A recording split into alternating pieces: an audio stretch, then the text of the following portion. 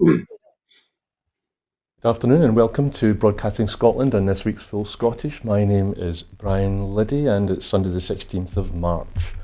Forgive me, I've got a new auto cue system here which I've just... So on this week we are delighted to be joined by Stuart McMillan, the MSP for Greenock and Inverclyde, and the Scottish Parliament's... He is also the Scottish Parliament's Piper. Good afternoon, Stuart. Good afternoon, Brian. How are you doing? I'm good, thank you. And we're also delighted to welcome the Scots writer and champion of the Scots language, Emma Grae. Emma Hi there, thanks for having me. Not at all, thank you for giving up this much of your weekend. Emma is an author and journalist from Glasgow, a passionate advocate for the Scots language and a campaigner against stigma around mental illness. Her debut novel, Be Good to Your Mammy, published in August 2021, was shortlisted for the Saltire Scottish Fiction Book of the Year Award and won the Scots Book of the Year at the Scots Language Awards 2022. Her second novel, The Tongue She Speaks, was published in October 2022. The Hull That Couldn't Fly was her first children's book and it was nominated for the Scots Bairn Book of the Year at the Scots Language Awards 2024. Emma's second children's book. Emma, you don't mind if I maybe just... you're clearly a prolific writer and award winner, but so to start, we've got the Middle East update. At least 48,543 Palestinians have been killed and 111,981 wounded in Gaza since the 7th of October 2023. As an Israeli strike kills 9 in Gaza yesterday, the attacks continue despite there being a fragile pause in the fighting after Phase 1 of the ceasefire agreement ended and the Phase 2 talks remain stalled. Meanwhile, in the West Bank, Israel is erecting new checkpoints and barriers which are restricting the daily lives of Palestinians. Since October the 7th, 2023, 840 Palestinians have been killed in the West Bank. Emma, I'll come to you first. Is there anything that you'd like to highlight about the situation in Gaza and Palestine? I just think it's frustrating that it's continued on for so long. So many people have lost their lives and there's almost been at least from what I can see, an international, no government with power wants to take action. It's been people who've protested against it rather than, those who could actually do something about it. Thank you, Emma. And Stuart, is there anything you'd like to add? I absolutely agree with Emma. The situation is just horrendous. The fact that it has went on for so long and people are still dying, people are still being wounded and lives are just being totally destroyed. It really is up to the international powers to really put some pressure upon Israel and also the Palestinian individuals, and because it's just horrendous, absolutely horrendous. But fundamentally, there needs to be a two-state solution. I think if we can get to that point, then I would like to think there's going to be some hope for the future. But that does seem like a long way off at the moment. Thank you, Stuart. And then we're moving on to the Ukraine update. Today is the 1117th day of the war in Ukraine. Ukrainian President Volodymyr Zelensky has accused Vladimir Putin of lying to everyone about the situation in the Russian province of Kursk and seeking to prolong the war. In an ex-post yesterday, he said Ukrainian troops were still fending off Russian and North Korean forces in the area, but face a potential new attack on Sumy in Ukraine's northeast. He said Kyiv's troops were not encircled in Kursk, as had been claimed by Russia, but that Moscow was accumulating forces nearby for a separate strike.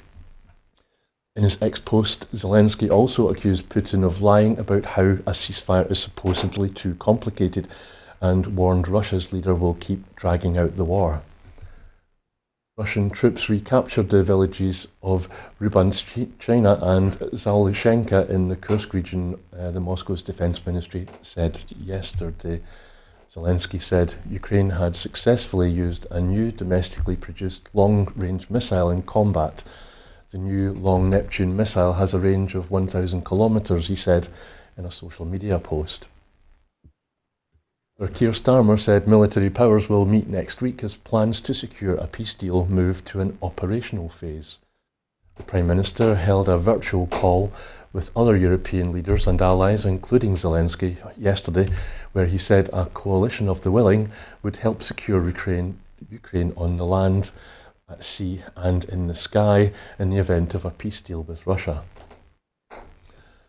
Zelensky said Russia wanted to achieve a stronger position militarily before committing to any ceasefire in the war in Ukraine. At a press conference in Kyiv, Zelensky said the question of territory in Ukraine's war with Russia was complicated and should be discussed in detail at a later date. French President Emmanuel Macron echoed Zelensky, saying Putin is escalating the fighting and wants to get everything, then negotiate. Russia does not give the impression it sincerely wants peace, Macron said in the statement, and he urged Europe and the United States to put pressure on Russia to accept a proposed ceasefire. US Secretary of State Marco Rubio and Russia's Foreign Minister Sergei Lavrov spoke yesterday to discuss the next stage in talks on ending the war. A statement gave no details on when the next round of US-Russia talks, which are being hosted by Saudi Arabia, would begin. Mikhail Kazyanov, Vladimir Putin's first prime minister and now an opponent of the Russian president, said Moscow was interested only in a conditional ceasefire on Putin's terms. And again yesterday, Ukraine said it had downed 130 Russian-launched drones across the country at night. Kyiv's Air Force said the Iranian-made Shahed drones were downed over 14 regions and that Moscow had also attacked with 2 ballistic missiles. The number injured in a Russian strike on a residential area of President Zelensky's hometown, Kiriri, has risen to 14, including 2 children. And Russia deployed almost 200 firefighters to help put out a fire at an oil depot caused by a Ukraine drone strike in the southern Krasnodar region, Governor Veniamin Kondrachev said. And Ukraine's largest private energy provider said on Saturday that overnight Russian airstrikes had damaged its energy facilities in the Dnipropetrovsk and Odessa regions. Stuart, that's one of the more lengthy updates that I've probably ever had to give on Ukraine. I don't know if you managed to seize on anything that you want to highlight at the moment. Yes, thanks, Brian. I think the fact that talks are underway, I welcome. I mean, we all want to see an end to this war and this awful situation created by the Russian state. I think the fact that there are 2 sets of talks underway, one also between America and Russia, and the other between Ukraine and others, including the UK, France, etc. Now, I accept the fact that discussions and talks have got to happen. I think we would all recognise that. It does seem a bit strange at the moment for me that the talks are taking place in different spheres. And I think if that's a way of trying to get to some type of position that both can then take to the table and then have that further dialogue on, then fine.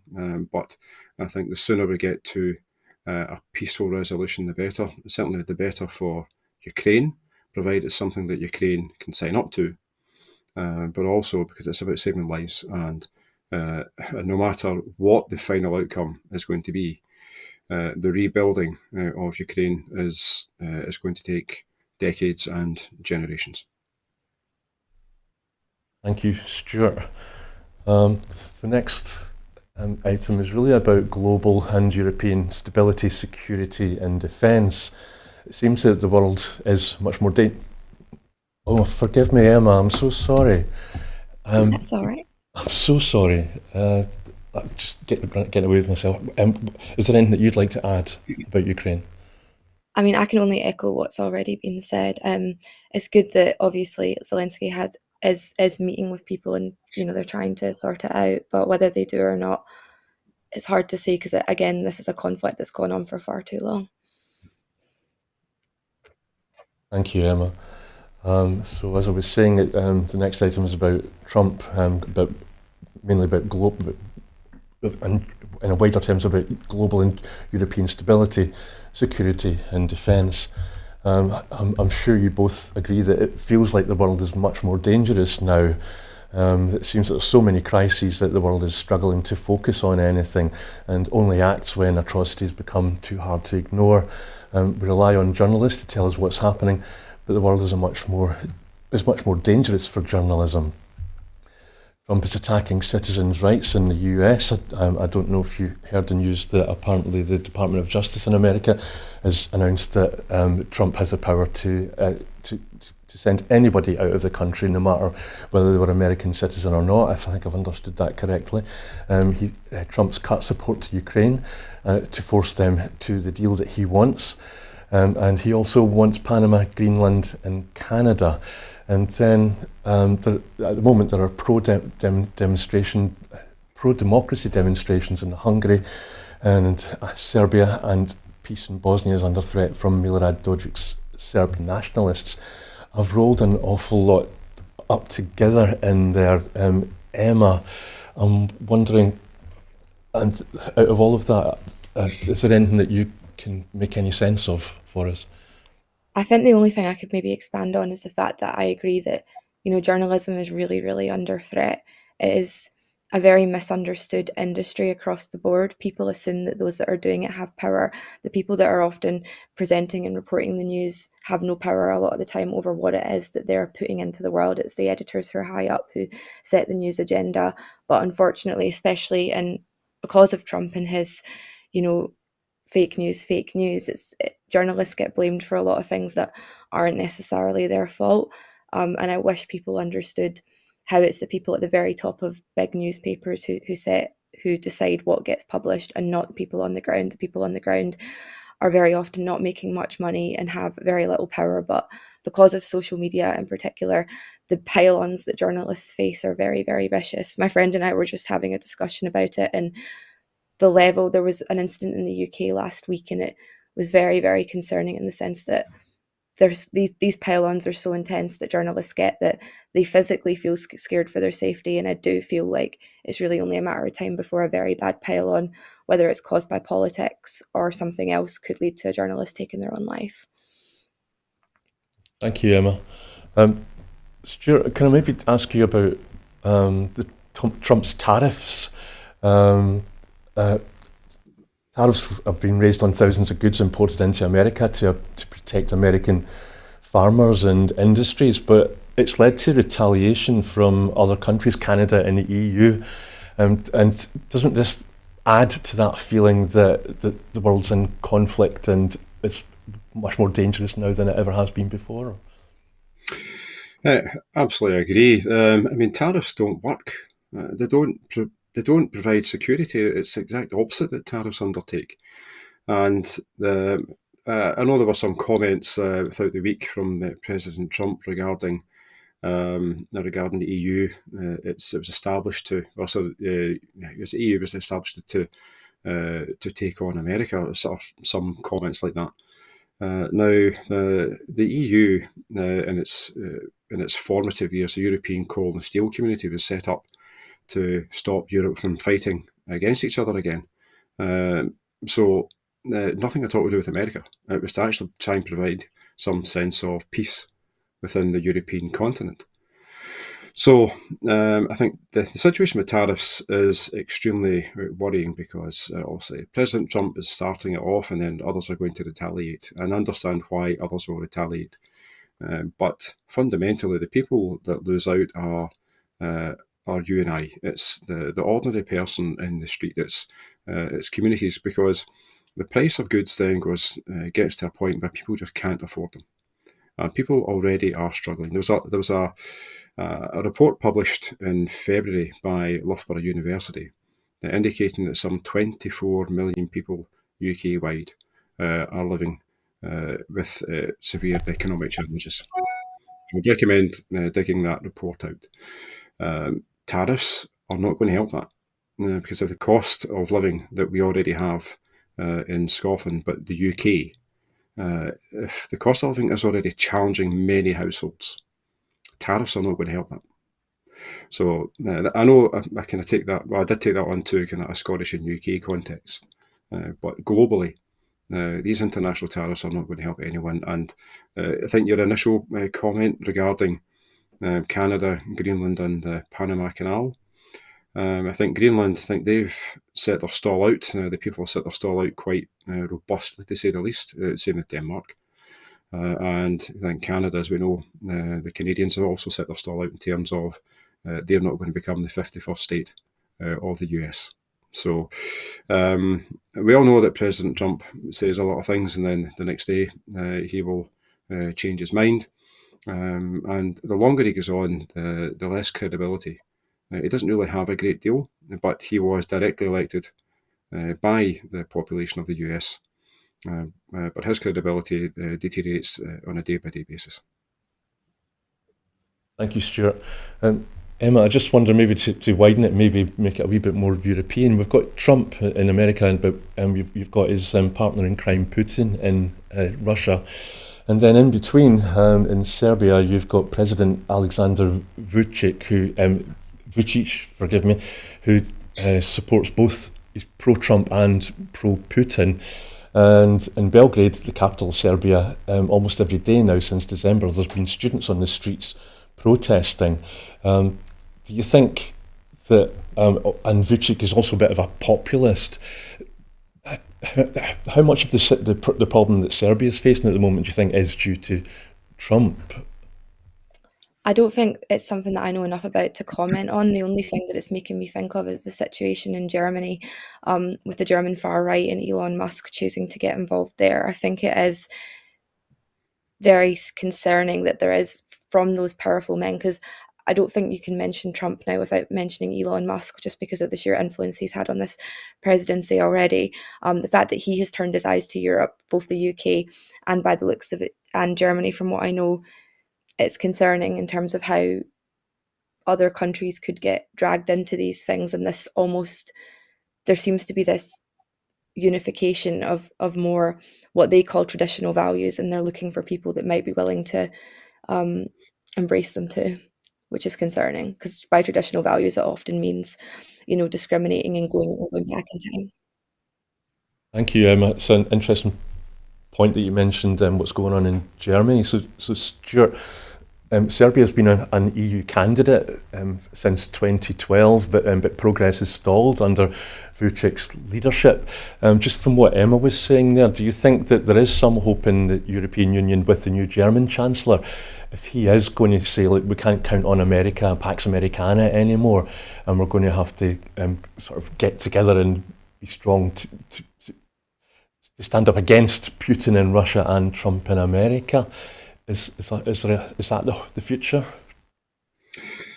I think certainly the EU and the European continent are at a really critical stage as we see now. I think the election in Germany with the new government and the language that's came out of the new Chancellor has been, I think, really interesting, to say the least. But I think also, I'll take it back to kind of a different point, and that's on the language that came out from President Trump regarding NATO. Use that as an example.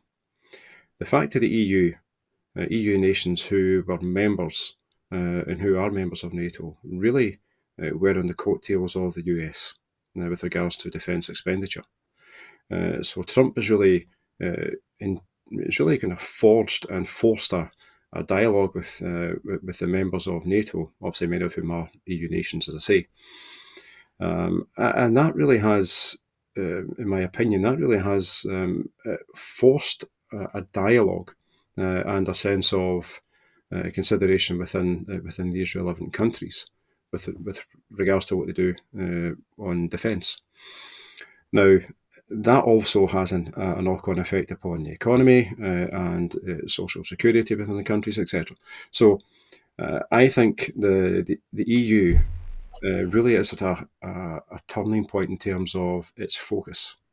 And if that does mean that it does start to do a bit more for itself and for the people who live within the EU, then I wouldn't be surprised, to say the least. But kind of going back to the tariffs point, if this is going to be purely a reactionary action, and until such times as somebody else is sitting in the White House, then that's nearly a 4-year period of time, and a huge amount of damage can be caused.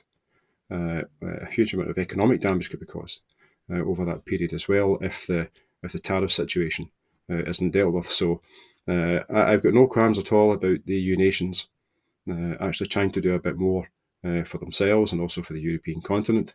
But I don't think they can take the eye off the ball with regard to trying to get to a solution and trying to get some sensible discussion and dialogue with the US with regards to tariffs.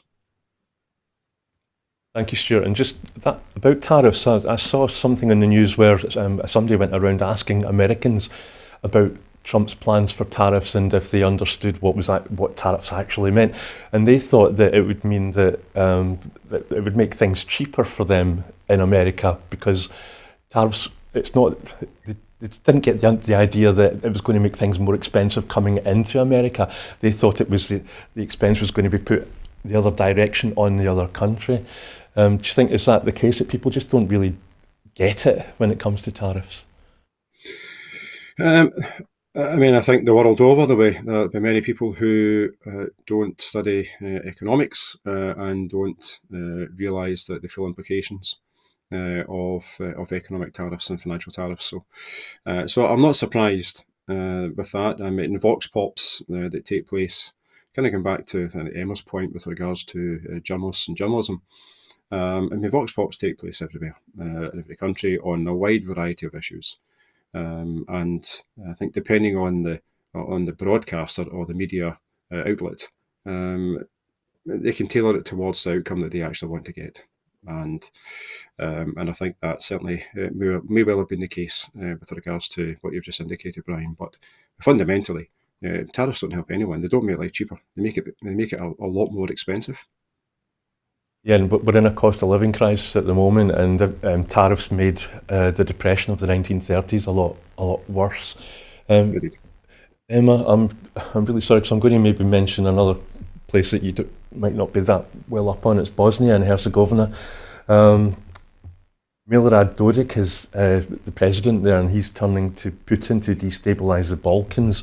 He's working to dismantle what's known as the Dayton Peace Accord, and which would undermine 30 years of fragile peace in the Balkans. And now he's turning to Putin to further destabilise the region, defying the judicial process and threatening the Republic's secession from Bosnia to Herzegovina. It's really complicated, but basically there's a society called the Society for Threatened Peoples, and they're asking for the EU and NATO to implement, prevent an outbreak of a new war in Bosnia and Herzegovina. They're asking for sanctions against the government there and strengthening EU's military and support for state, want to preserve the state order. Emma, I suppose what I'm thinking is, I had a thought and it's just gone. It seems that there's a real risk of going back to 1992 when there was the genocide in Bosnia. Do you think maybe it now is time for there to be a European army? Oh, that's a really hard question. I don't know if it would even be possible. I think it's very fragmented in Europe right now. You've got a lot of countries, that unity that you maybe saw 20, 30 years ago, especially around the turn of the millennium, when you would say Europe was very united. I don't think we've got that right now. And while there might be a place for an army like that, your concern would be that it would cause more fragmentation because, however you cut the coin, Europe's very familiar with war. They were there for the First and Second World Wars, and I think people will avoid it at all costs. I don't know if that even makes sense, but that's sort of how I feel. I feel like each country is wanting to protect its own interests, especially with rising costs everywhere. And I don't know if anyone would want to feel like they were getting dragged into a conflict that they would choose not to be a part of. Thanks, Emma. I mean, I suppose what I'm trying to get at is that, as we said in the introduction to this item, it seems that countries only act when it's too late, and I'm kind of thinking if there was to be a European army, then I mean, without a European army, how could the EU perhaps act in time? Stuart, sticking with Bosnia and the situation in Bosnia. I've got something here that says that the situation poses a serious security risk for Bosnia and Herzegovina. An armed conflict between the Ministry of the Interior could trigger wider clashes and unrest. Returnees, people that returned to Bosnia after the genocide, living in the Republika Srpska, include families of genocide victims from Srebrenica, and they no longer feel safe in their homes, and some have already left. And there's uncertainty among returnees is underscored by the fact that there's a temporary closure of the Srebrenica Memorial Centre. I think we've actually done live broadcasts from there. So there's many survivors of genocide and crimes against humanity are deeply worried that we're going back to 1992. Do you think that could actually happen? I don't know. I'm not an expert at all in what happened from 1982 onwards. I think the situation that we do face, kind of going back to your opening comments, Brian, the situation we face is across the whole European continent is one that I didn't expect would happen in my lifetime, to be quite honest.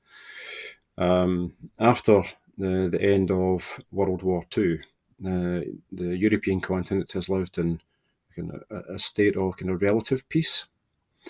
Now, clearly there have been conflicts. Also, what happened from 1992 onwards is an example of that.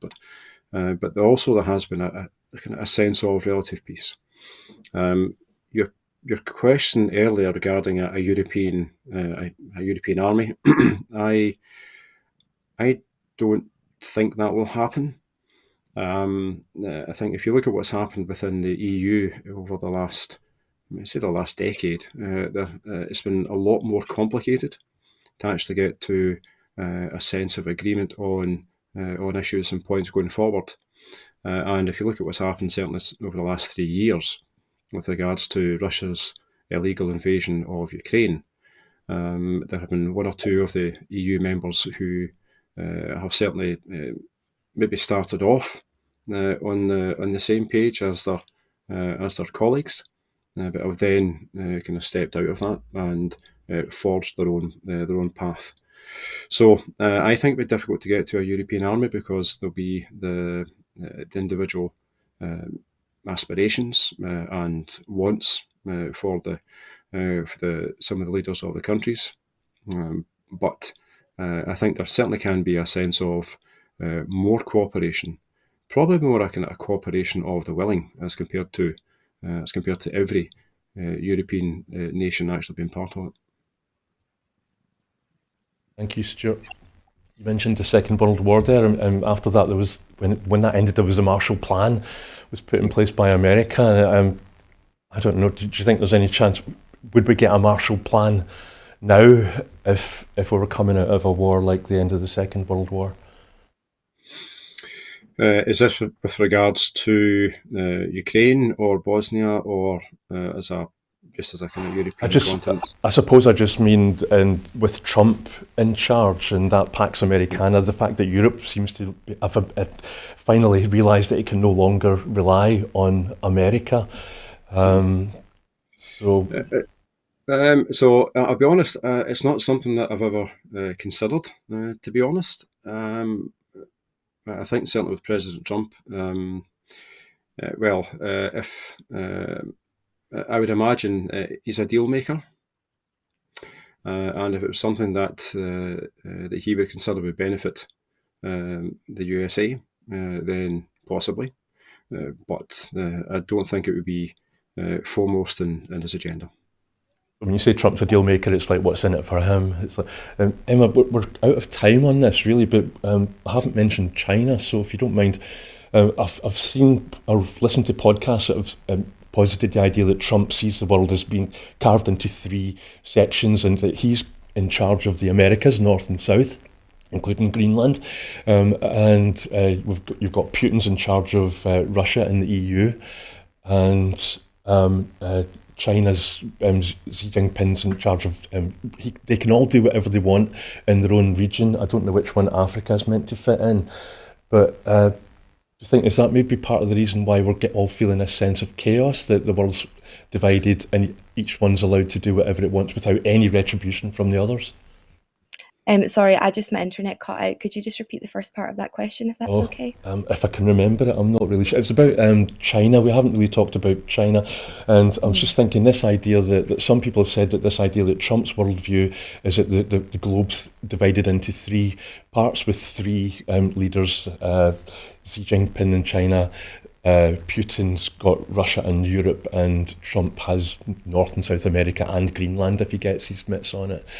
Is that maybe, could that be true, and is that maybe the reason why we all feel so nervous just now about how things are going? I don't know if Putin necessarily has Europe. Like I would dispute that one. I think that yeah, he wants it. I think most of Europe's scared of him, but I don't think like ideologically or anything like that Putin could do what he wants to do. It just doesn't make sense to me without like a huge use of military force. But I guess that's where the fear comes in. Um, I could see I've seen increasing numbers of people in the UK especially want someone like Trump to come here. They have, just because of how terrible, unfortunately, the economic situation is. So I think I would be more concerned about Trump coming into Europe with his ideology, and the fact that Musk has, in particular, has already shown an interest in it. That's more how I would see it. But I understand why Putin is mentioned there. But I can see the free part divide for sure. Okay, thank you, Emma. So moving on to the next item.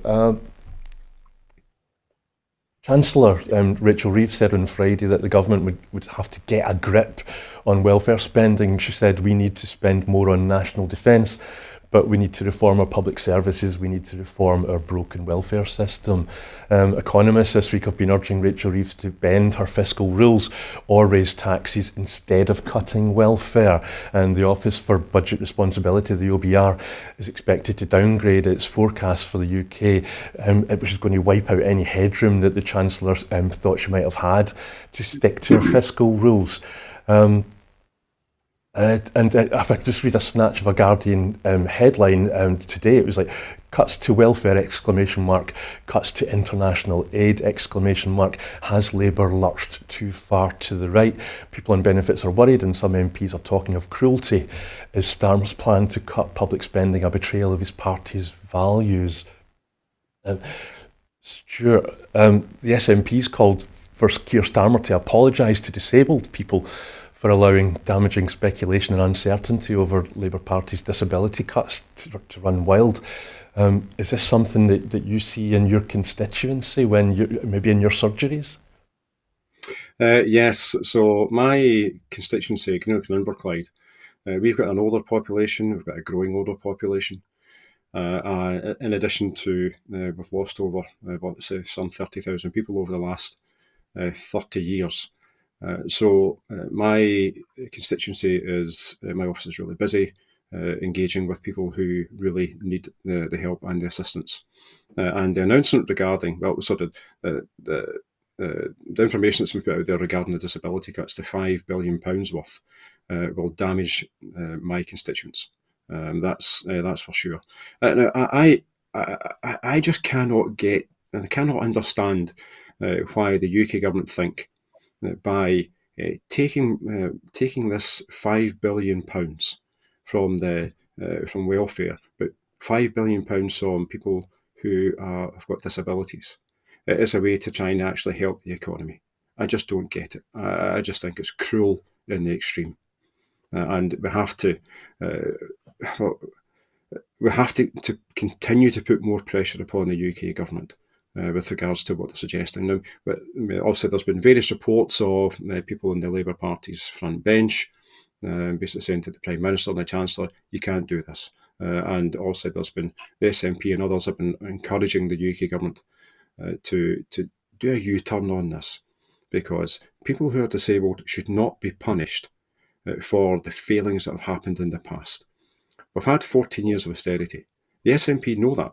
I mean, we've been talking about it for a number of years. So the Labour Party in the Scottish Parliament, they now recognise that there has been 14 years of austerity. But we cannot actually try to attempt to fix the economy and fix some of the problems that have been created, not just over the 14 years, but beforehand as well, by actually punishing those who need the assistance.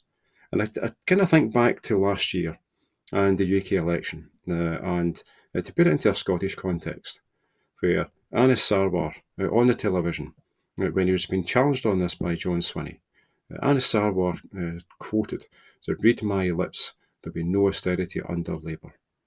Well, the £5 billion in this budget, so the £5 billion to come from disability, certainly, and also the potential another 11 departments of the UK government potentially going to have their budgets cut as well. That doesn't seem to me that everything's going to be all bright and rosy in the garden. That sounds to me that there's more austerity on its way. Thank you, Stuart. Emma, we know that Stuart is SNP. That's probably we can probably guess how he votes. But Emma, I've no idea what your politics are or how you would vote, and I'm not asking. But if you did live in Scotland and if you did vote Labour, do you think you might be regretting that now when you see these cuts coming down the line? Or So I'm quite happy to say who I voted for. So because I'm primarily based in England, I do split my time between the two, but I was registered to vote here. I voted for Lib Dem because I felt like we needed a strong opposition, and that the more seats they had, the more Labour might be held to account, because I kind of felt like the writing was sort of on the wall for Labour.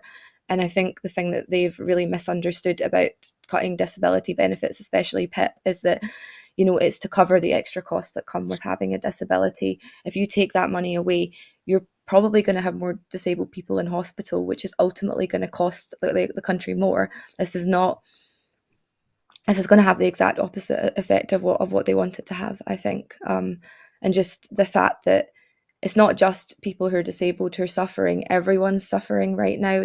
We've got stagnant wages across the UK.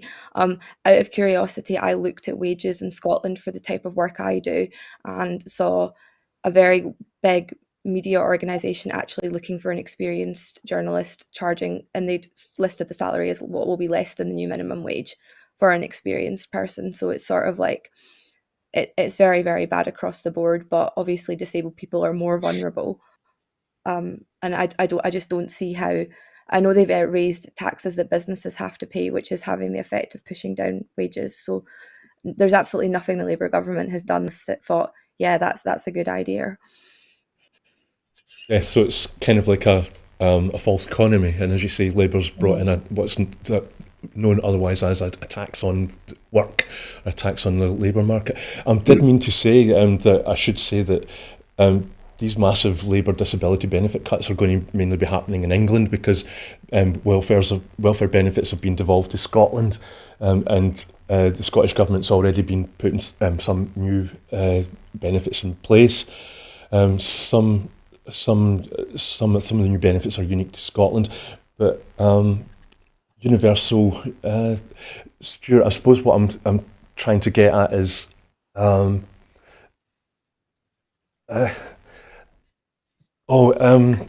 this is going to have effect. Cuts in England are going to have an impact on benefits in Scotland because of Barnett consequentials, and also not all benefits in Scotland are devolved. So some are still controlled by Westminster. But Labour, I mean, where have they gone wrong? So the Scottish Parliament has control over 15% of welfare benefits in Scotland. So 85% is still reserved to Westminster. universal credit being a hugely important part of that. And I see this on a regular basis, sadly, where the universal credit system is failing my constituents. And I dare say I will have colleagues across the political parties across Scotland who will have examples that they could put onto the table in this regard. So it's an awful situation for people to be in. I know that there's a lot of language out there with regards to getting all these scoundrels, getting them back into work and the like. And I know, certainly from people who I deal with in my constituency, there are many folk who just cannot work for a wide variety of reasons. If they're on disability benefits, that's because they have got disabilities and they cannot work. And I know that because, I talk to my constituents. I'm not some type of MSP that only gets my staff to do all the work. That is not the case in my patch. I live in the patch, and I engage with my constituents every single week. I think that when we look at what's happened from last July with regards to winter fuel payment being cut, the national insurance contributions being increased, and that is having a detrimental effect upon employment. And that's also had a knock-on effect in terms of some cuts to public services. We've got the WASPy women who have been refused, despite the fact MP candidate after MP candidate, and also various MPs over the past, standing to get their photographs taken with WASPy women. So that's a failing on Labour's watch, in addition to also the Tories beforehand, clearly. And also another element to this is the two-child cap, which Labour also supported to get rid of. Now they're in power, they are just keeping it in place. So continuing with Tory austerity policies. This is not what people voted for last year. People voted, also the campaign slogan was change. People voted for change. People wanted to get rid of a totally discredited Tory party who were in power for 14 years, who devastated many households and communities. Sadly, what the Labour Party have shown since they get into number 10 Downing Street, and there was such a huge majority now that they are just the same as the Tories. Thank you, Stuart. Emma, going back to that thought about have Labour lost their way or lost their original core values, why isn't the current Labour government in Westminster taxing billionaires, oligarchs, multinational corporations, companies like Apple and Starbucks? Why aren't they taxing them instead of cutting benefits for the disabled? Are they trying to pander too much to the populist right wing? How you think any semblance of common sense would start with the rich instead of going for the poor? It makes absolutely no sense. And I think the real concern about what Labour's doing is it's creating more and more discontent, and we've got years of it now ahead of us. I've seen the Labour Party referred to widely as a Tory party in a trench coat, basically. And the real concern now is that it could lead to the rise of parties like Reform UK because of how bad things are. We've seen it historically when things are really bad and there's no clear solution, people do turn to, more extreme far right parties. And I think Reform would be terrifying if it happened in the UK. But back in 2015, everyone said Trump's not going to get in, there's no way. And certainly, following January 2021, everyone assumed that would be it for Trump. He would never come back, and look where we are. Yeah, and people laughed when they said that Boris Johnson might become Prime Minister. Again, shades of populism there. Stuart, we're pretty much out of time on this, but I'm just intrigued. So you share a workplace with Anas Sarwar, the Labour leader in Scotland, and can you see any insight about? What's he thinking or feeling at the moment while he watches his boss in London bring in these policies which everybody seems to be describing as Tory? I'm clearly not close enough to Anas Sarwar, and I don't really see him in the Parliament much these days. So I really can't comment, to be fair. But I dare say in his more private moments, and also when he's in discussions with some of his colleagues from the Scottish Parliament, that there'll be a great deal of frustration. But the thing is, he has to own it. He's the one that stood up on the television saying no austerity under Labour, but austerity is coming. That's absolutely obvious, and he has to own that. And I believe I've seen that there are 5 Scottish MPs that are going to probably back the cuts when it comes to a vote. But moving on, so worse things happen at sea, with increasing reports of sabotage to pipelines, cables and seabed infrastructure, and the latest news of a collision between a ship sailing from Grangemouth to Rotterdam with a tanker. What should Scotland do to protect its offshore assets? Emma, have you got any thoughts about, we're thinking about things like offshore wind farms as much as anything else, but there have been reports of suspected like that Russia is cutting energy cables between Russia and the EU. What could Scotland do to protect its massive shoreline and seabed? I think it's a really hard one, because if you're talking hypothetically, had we got independence in 2014, I think we would have had more options than what we do right now. So I honestly don't know the answer. I think if Indy had happened, maybe we would have had more power to protect it. Thank you, Emma. Stuart, I'm just wondering, is there discussions or is there any committees in Holyrood that are devoted to this? I dare say discussions are taking place between individual MSPs. There's no committees looking at this, certainly as far as I'm aware. But certainly if you consider the situation that Scotland faces, I mean, Emma's right in terms of the 2014 and the independence referendum. But Marine Scotland is the Scottish Government agency that has kind of looking after Scottish territorial waters as part of its remit. And if you go into the Scottish Government website, and you'll see the various aspects as to what Marine Scotland can do. Now, there are 3 fishery protection vessels currently in operation. Now, they don't have weapons on board, so they are not considered to be a grey ship, despite the fact they're painted grey, but they're not a grey ship, i.e. they're not a naval vessel. But I think it's obvious that certainly, first of all, that the UK Navy will be paying a lot more attention as to what's going on, certainly within the waters kind of around the UK, but clearly more so within around England, Wales and Northern Ireland. But I wrote to Mary Goujon, the Cabinet Secretary, last week, asking for the Scottish Government to engage further with the UK Government with regards to defence expenditure. Because if you consider the level of and the increased number of offshore installations, and you did touch upon the subsea cables that are going to be installed in Scottish waters in the coming years, then we are going to need to have more vessels out in Scottish waters to actually try and protect these. And certainly keep an eye on actually what's going on.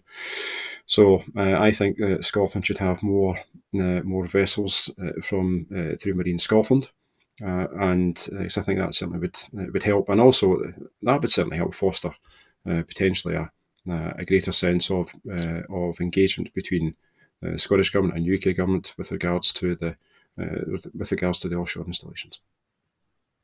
Thank you, Stuart. And just quickly before we move on, would you agree that an independent Scotland in the EU would help with that problem? I absolutely. Certainly within, if we were in the EU, then it would be a lot easier to actually get closer and better cooperation with partners. Thank you, Stuart. So we've now got a situation where there's a lot of SNP MSPs are stepping down at the election, Holyrood election in 2026. As Nicola Sturgeon announces she's stepping down, we're just wondering what the SNP is going to look like. I mean, Stuart, I'm guessing you were in the chamber at FMQs the other day. Could you maybe tell us what it was like when Russell Findlay delivered his first question to the First Minister, John Swinney? Yeah, so before I answer the direct question, I think if we look back to each election, there's always there's always a number of folk who will step down. So it's not an unusual situation. I think for me, I think the issue this time round is the people who actually are going, and the positions that they had beforehand. I mean, that's two former First Ministers, a range of Cabinet Secretaries and Ministers, in addition to folk on the back benches. So that's probably more unique in contrast to people stepping down. And I think we've used Nicola Sturgeon as probably the highest. Let's see, I'll rephrase that as someone who led the country for so long. I think the job that Nicola did as First Minister was outstanding. I think she broke many glass ceilings, and certainly showed to many young women and girls that they can achieve, and that is something that I absolutely warmly welcome. Now, politics can be a really tough business to be in. It can be quite awful and horrendous at times, and it does take a strong-willed person to actually try to do something in politics. And Nicola clearly was that, but hugely skilled. And I think the Scottish Parliament will be it'll be different without her, and without her contributions and her leadership. I think going back to your original question, I think it said it all about Russell Finlay and the Tories. Complete lack of grace and recognition for the job that Nicola Sturgeon did as First Minister. And it just came across, to me, as being really petty in the extreme. And that's not something that the Chamber would have heard if it was Annabel Goldie who was still leader of the Tories, or even also Dave McCletchie, who clearly is no longer with us. Despite the fact of the political differences. And even Jackson Carlo as well. I think the fact that people can have their own different political views and opinions, and that's good. That's healthy in a democracy. But there's also kind of a sense of respect across the chamber, and we can see that's obvious. That's not there with the Scottish Tories, and Russell Finlay just showed himself up to be the type of person he is. Thank you, Stuart. Yeah, I must admit, I don't think I've seen such bitterness since the previous leader of the Scottish Tories, Douglas Ross, was sitting in that seat. But Emma, Stuart's right. I mean, we shouldn't end the show without saying that Sturgeon, for 27 years, she's been an MSP. She's been an MSP since the Holyrood Party the Holyrood government was reconvened, and for 14 years of that, she was First Minister, and she took us through the pandemic. She was formidable, and I've just got something here which says she forced headlines to be written and put Scotland on the world stage in a way that drove the Tories in Westminster absolutely crazy. But what I'm really interested to hear from you is that as a young woman, what are your thoughts about Nicola Sturgeon? Was she divisive, or was she a role model? I think she showed real courage of convictions and real strength during COVID especially, and I think within the UK, for a woman to hold a position like that in politics so successfully, regardless of whether people agree with everything that went on.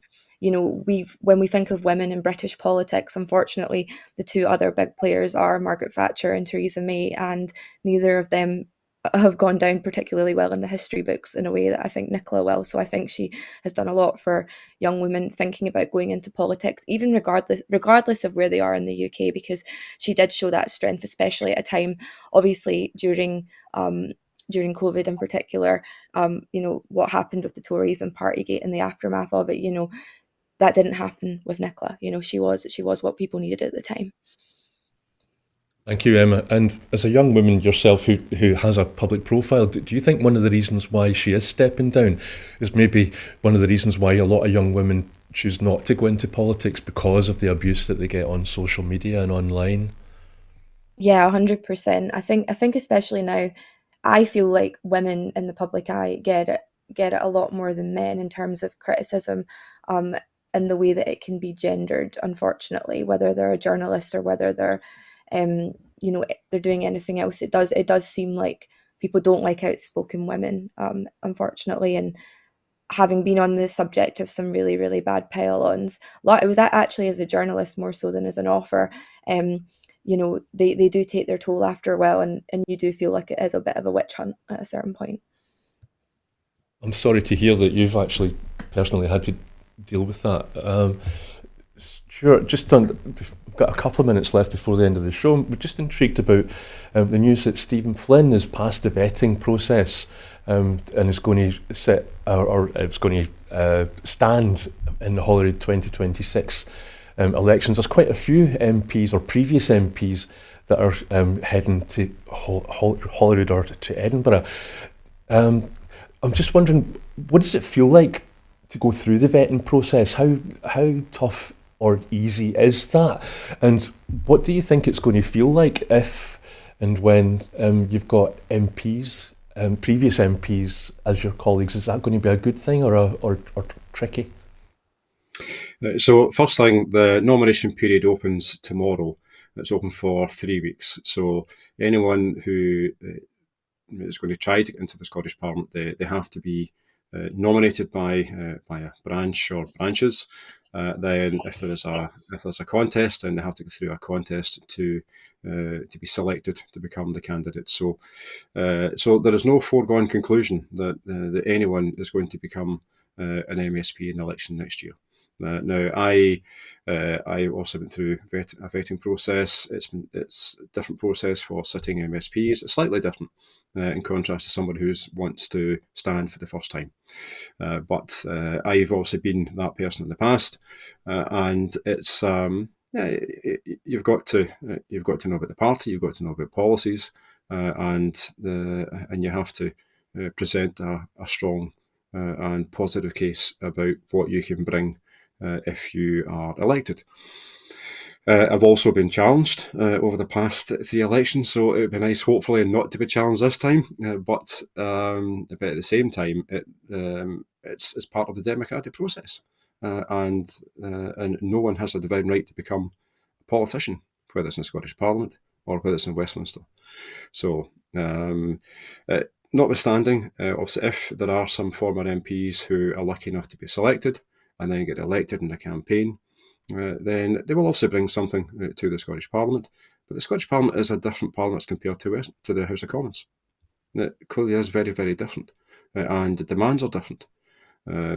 So anyone who is successful in getting elected next year, they have to recognise that Holyrood is different, and I think in the scrutiny that people are placed under is very much different from Westminster too. Thank you, Stuart. Emma, I promise I will come to you, but just before, so Stephen Flynn, I mean, you're right. I mean, nothing's definite yet, but he's got quite a good CV when it comes to known policies and understanding the party. But so let's say he does succeed and he becomes an MSP. Do you think would he be more use to the cause of independence in Holyrood, or would you have recommended that he stayed as leader of the party in Westminster? As a group convener of the Scottish Parliamentary Group, I'm not going to answer that. I always take a neutral stance when it comes to kind of questions of that type of nature, to be fair. But I think no matter what, I mean, Stephen has got a huge level of skill set, and whether he's in Holyrood or whether he's in Westminster, he is he's a great advocate for independence, and I warmly welcome that, and I enjoy working with him. Okay, fair enough. Emma, just really quickly, because we're right on time now, would you ever consider standing for an MSP in 2026? Oh, I think maybe we've lost some sound. Can you hear me? Oh gosh, I I don't know. Maybe. Yeah. Yep, I can hear you. Yeah. Um, the answer is maybe, I think. Is it gone? Oh, the connection was hear me now? dropping in and out. You guys have frozen on my end. I don't know. But that's not a no. I'm taking it. So Can you hear me okay? that's better now, I think. Nope. Yeah, it's a maybe, I think. Oh, well, yeah, can you hear me now? Yeah. Maybe the answer to that question. Okay, thank you for your patience with I us. don't think it's not on the agenda, but I think, right? Well, if you do decide to, then I wish you all the best. Well, that's it for this week's Full Scottish. So before we go, I just want to remind you that here at Broadcasting Scotland, we depend on the generosity of our supporters. To everyone who has donated and to everyone who has signed up to make a regular monthly payment, we thank you very much. We were £16,000 short of our funding requirements in 2024, and that's left us short of the money that we need to pay our bills. We face costs of about £4,000 every month, and we receive gratefully donations of around £2,500. We've raised over £7,000 this year so far, but we still urgently need to raise the last £5,000 to pay our bills.